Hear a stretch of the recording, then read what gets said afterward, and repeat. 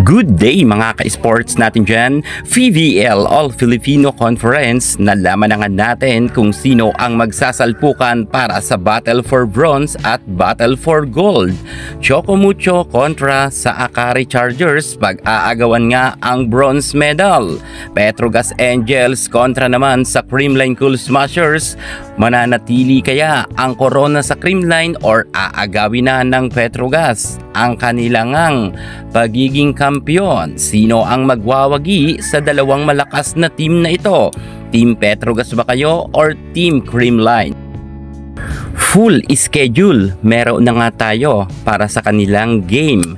Sa tingin nyo, sino ba ang magwawagi sa kanilang unang laban?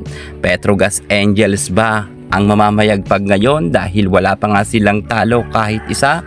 Or ang Choco Mucho naman makakabawi sa Akari Chargers matapos nga silang matalo sa semi-finals? Creamline Cool Smashers makabawi rin kaya sa Petrogas Angels? Well, ibang usapan na to dahil grand finale na ang kanilang paglalabanan. Eto na nga ang kanilang full schedule, pero bago ang lahat, subscribe ka muna.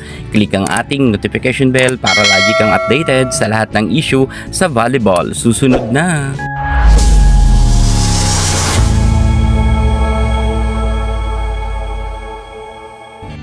Matapos ngang matalo ng Akari Chargers ang Choco Mucho sa semifinals, sila naman ang mag-aagawan para sa bronze medal. Akari Chargers manalo kaya sa Choco Mucho? Sisirundi na, sure tayo babawi ito dahil nga battle for bronze na ito, hindi na ito basta-basta magpapakabog kay Elis Soyod. Ang kanilang schedule ay sa April 8 sa Smart Araneta Coliseum sila maghaharap. Game 1 yan para sa Battle for Bronze nila. At syempre, alam naman natin na ang Choco Mucho ay kulang talaga sila ngayon sa puwersa dahil maraming ang nagkaroon ng injury na kanilang mga kako-teammates. Pero syempre, hindi dito magpapabaya si Dina Wong at si Sisi Rondina at gagawa sila ng paraan para masungkit nga nila ang bronze medal matapos nga sa masakit na pagkatalo nila kay Elis Soyod, dahil nga si Soyod ay talagang namayagpag sa kanilang laban noon sa semifinals. Kaya't ngayon sa Battle for Bronze, check tayo na si Sisi Rondina ay hindi na yan papapormahin ang Akari Chargers. Sadyang malakas naman talaga kasi ang nasabi natin Choco Mucho. Masasabi ko na nakachamba lang ang Akari kung kaya natalo nga nila ang Choco Mucho.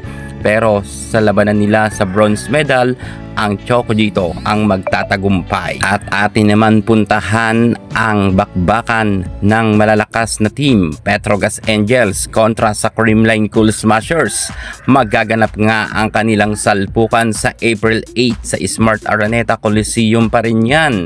Game 1 para sa finals. Battle for Gold nga ang kanilang pag-aagawan. Malakas na team ang Petrogas pero malakas rin ang Creamline. Talagang magkakasubukan ang dalawang team na ito. Masakit rin para sa mga taga Choco Mucho fans, hindi nga nakapasok sila or ang kanilang hinahangaan na team para sa Battle for Gold. Pero masaya naman ngayon ang ibang mga Choco Mucho fans sapagkat Ribisco Company pa rin naman ang nakapasok sa finale. Gaya nga ng Creamline Cool Smashers na sinusuportahan na nga ngayon ng ibang mga fans ng Choco Mucho. Meron pa nga tayong narinig noon na nagsabi na iganti nyo ang Choco Mucho sa Petrogas. Well, magkakasubukan na nga to para sa kanilang laban sa Battle for Gold. Well, hindi naman to paramihan ng fans pero syempre sure tayo na punong-puno nito ang Araneta Coliseum at maraming manonood nito sa Smart Araneta. At dadagungdung na naman ang mga Creamline fans at Petrogas fans.